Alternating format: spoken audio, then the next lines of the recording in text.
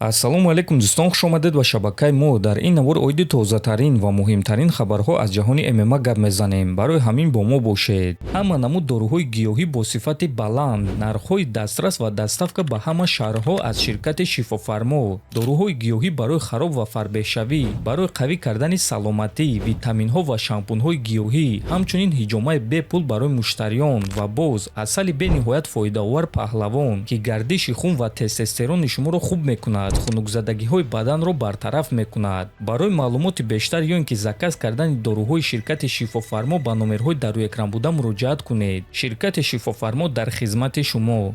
чемпиони пешинаи вазни сабук UFC Ҳабиб Нурмагомедов боварӣ дорад ки амакбачааш Усман Нурмагомедов дар сатҳи Арманд Сарукян ва Илия Топурӣ аст.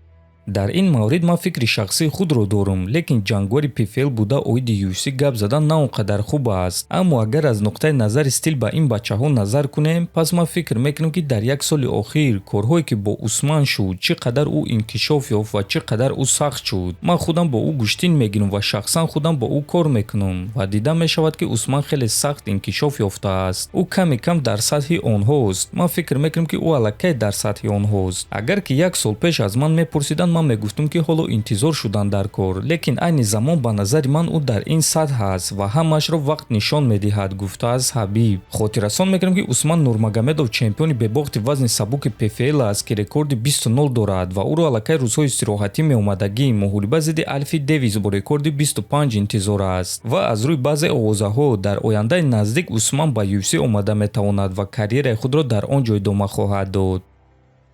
варзигари тоҷик ҷангори вазни 61 кг UFC Муин Ғафуров дар формаи хеле хуб қарор дорад ва дида мешавад ки вазнкамкунии ӯ хеле хуб рафта истодааст. чанд соат пеш Мераб Двалишвили Муинро ба навор гирифта чунин суханҳо гуфт: ман ягон вақт ин шахсро чунин хароб дидагӣ набудам.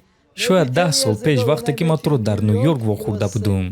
ҳамон вақт ту ҳамин гуна хароб будӣ. сахт хароб. салом бачаҳо. Salam alaikum. Boy, skinny guy. Let's go.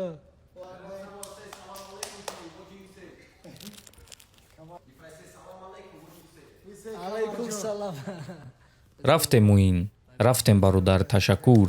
ва дӯстон, чӣ гуна ки мебинем Муин дар ҳақиқат хеле хароб ба назар мерасад. ногуфта намонад ки муҳорибаи ӯ зидди Якуб Виклаш аллакай шаби 7 ба 8 феврал дар турнири UFC Fight Night баргузор мегардад ки мо ба Муин вазнкамкунии осон ва ғалабаи дурахшон орзумандем.